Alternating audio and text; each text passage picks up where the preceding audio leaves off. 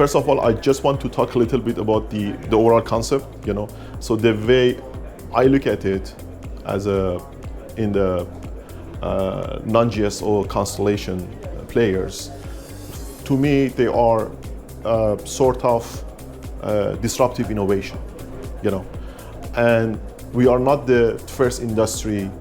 We are actually facing the disruptive innovation in the world. And I believe we actually had some disruptive innovation even inside the satellite industry, So probably they were not an outsider. We had some new concept. We had some disruptive innovation inside the satellite industry. So that is very important to understand, okay, this is a disruptive innovation. And we actually can use and utilize the others' past experience, how the industries, companies, market, they dealt with the disruptive innovation. So talking about the disruptive innovation in this case, so one idea would be to go head-to-head with the disruptive innovation, obviously. The second one is to recognize it and try to understand how we can, in our case, as a service provider, definitely we are going to embrace it. We did it already. We're actually using the NGSO solutions within our ecosystems because that is what our clients and our customers are demanding. But when we are talking about the GSO operators, they might have different strategy. And let me talk a little bit about, few possible scenarios in this case, right? So one scenario would be,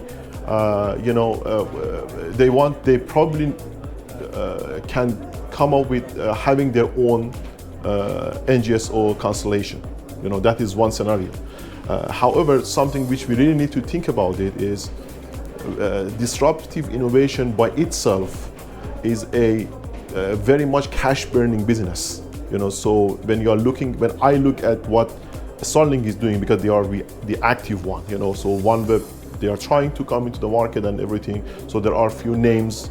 Hopefully they are joining the market within a due time. But when we are talking about technically in the business environment, the disruptive innovation needs cash. And I don't believe with the market dynamic, there would be any active operator who would like to put a lot of cash to try the disruptive innovation. That is the first point, which we need to obviously consider that one.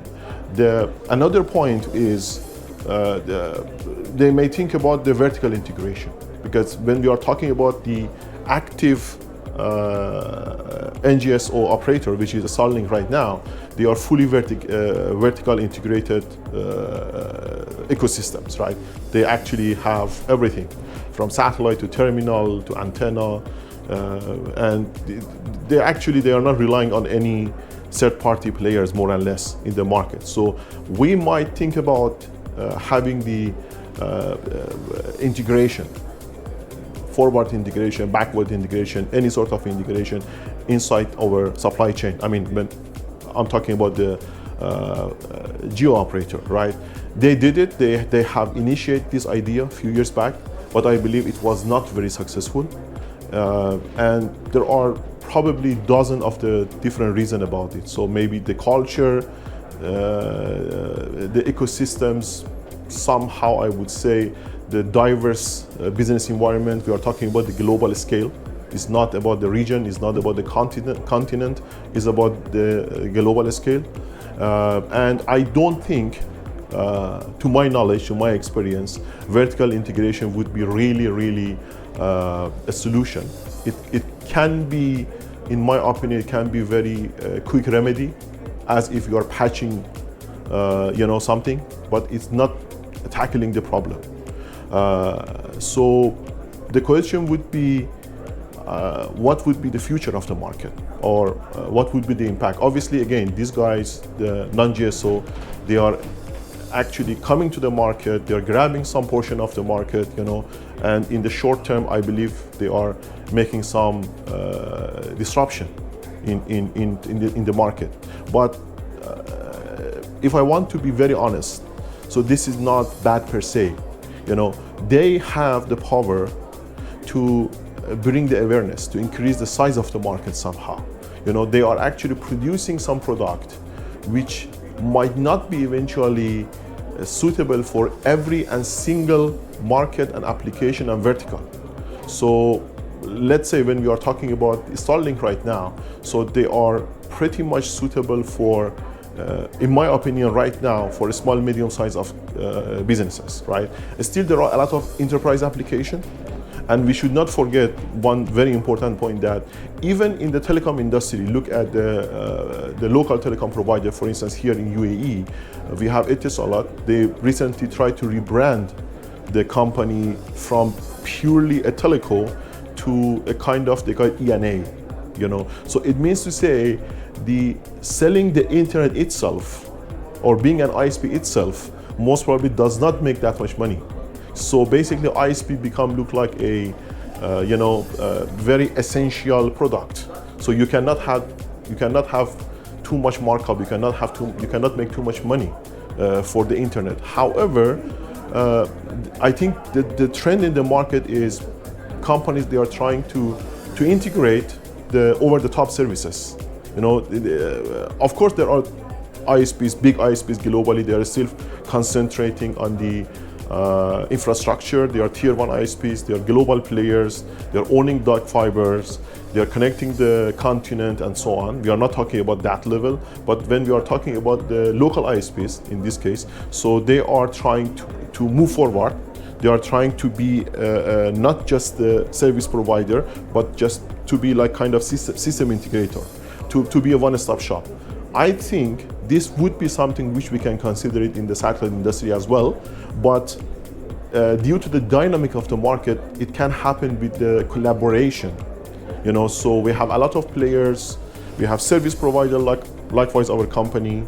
We have other players in the market.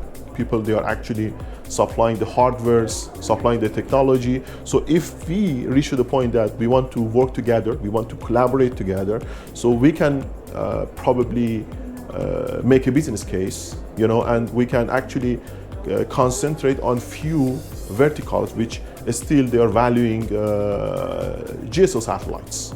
You know, it doesn't mean that they don't like this or they don't like that. It's about normally enterprise and the users, they don't that much think about the name in the first place because they want to see something works. You know, I mean, we have this experience working with mobility and oil and gas sectors, you know. So they have, of course, a checklist, they have a preference, but what they are trying to, at the end of the day, what they care is quality and SLA. You know, so how you are going to meet the quality and SLA is fully up to you sometimes, right? So that is an opportunity for us. That's an opportunity for the entire market. That is one thing which I wanted. So the collaboration and basically making full integration with the collaboration. That's one thing. The second thing which I thought about it, because we are seeing this buzz of the NGSO all around the market, is what if we go to the market and try to polish the satellite application, you know? So satellite application for the past few years used to be a media which you go to the customer and you tell them, you know what, if you don't have it, you're gonna die, because that's the only way you can live.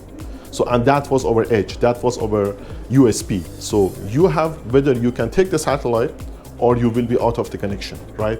So I was thinking how we can change it a little bit, right? So what if we go and approach those people who actually used to use satellite in the past, but they actually got the substitute, like fiber optic connection or whatever, and we go and tell them the different story, you know? So it is pretty much like a supplement market. So I believe all of us, more or less, we take food supplement.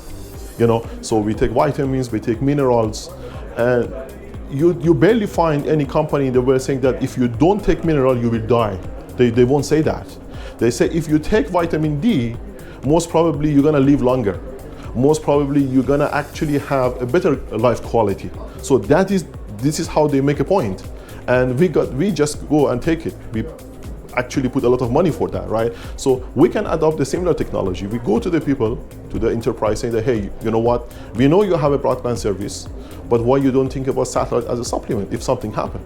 If natural disaster happen, everybody talking about the climate change, heavy rain, I don't know, whatever can happen in the world. So we are there, we can be there the day which you probably do not have any other means of the communication, and that would be a complement to your service. It's pretty much the same concept, right? So this is actually, we have a different strategy. Again, what I'm trying to explain and to imply here, we can learn from the other markets, we can learn from the previous experience how to deal with disruptive innovation, because this is a disruptive innovation and it is not essentially something destructive. It could be, in contrary, very constructive for us, for the entire industry. It can expand, because we are seeing a multi-billion-dollar company like Amazon and SpaceX. They are coming to our market. It means to say they are marketing for us. They are bringing awareness, and I think we are agreed that half of the world population, they are underserved, right? So that's a big market.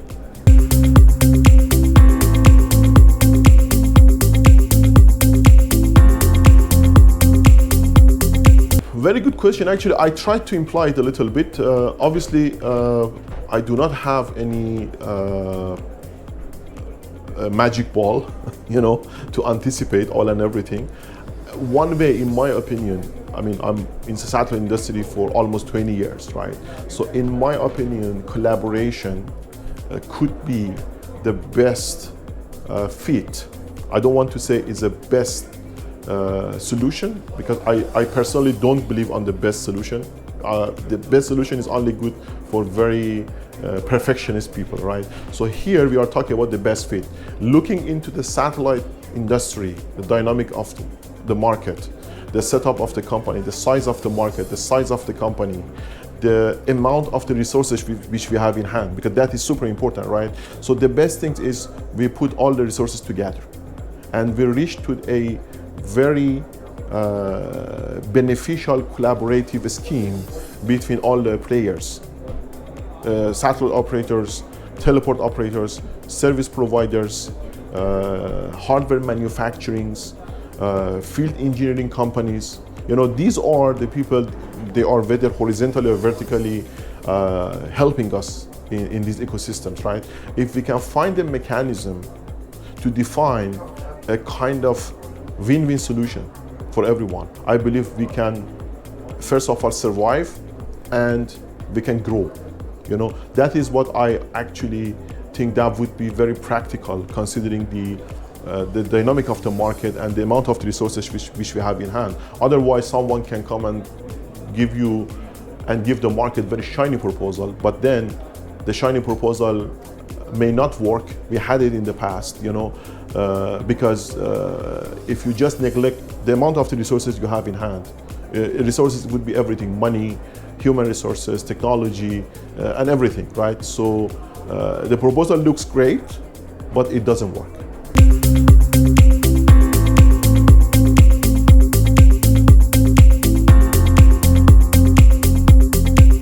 So I believe one idea would be more automation, more integration, because part of the cost would go to the human resources here, right?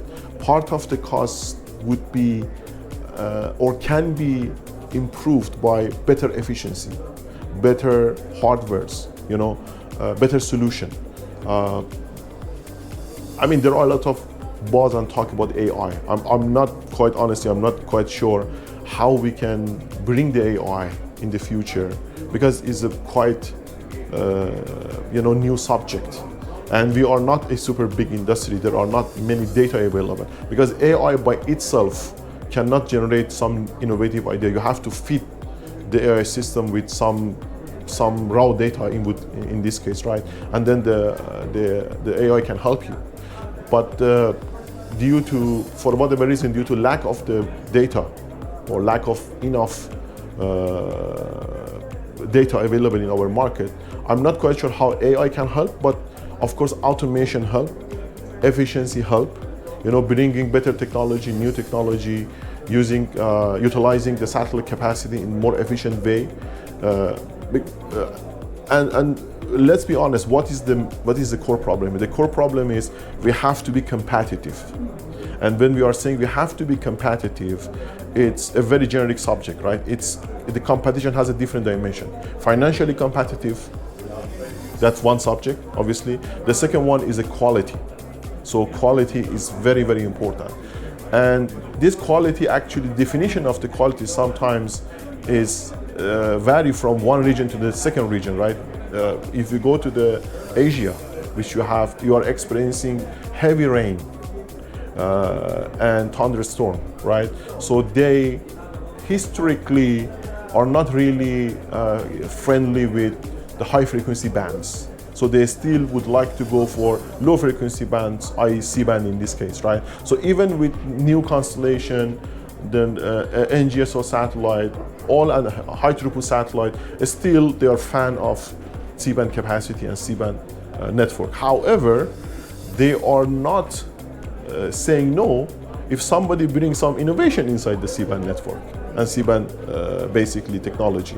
So they do not want to look at their network and see some devices and some efficiency as it was 20 years back or even 10 years back, right? So that would be another area which we can think of. So bring the innovation to the legacy network at the end of the day.